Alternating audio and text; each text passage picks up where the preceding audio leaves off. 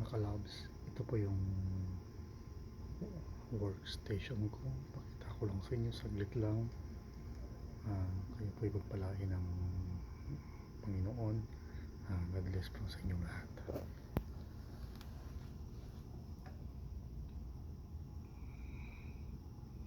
Dito ako sa aking munting computer nakatutok for inventory sa lahat ng mga bomba, yung bomba na nakakapatay, hindi bomba yung nakakabuhay. Okay, medyo madilim dito konti.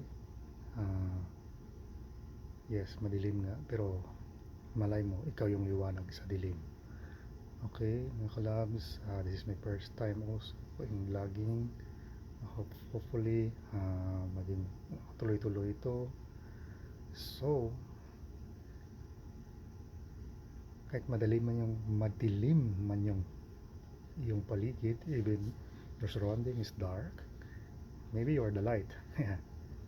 Okay mga kalabs, ingat po kayo lahat. God bless.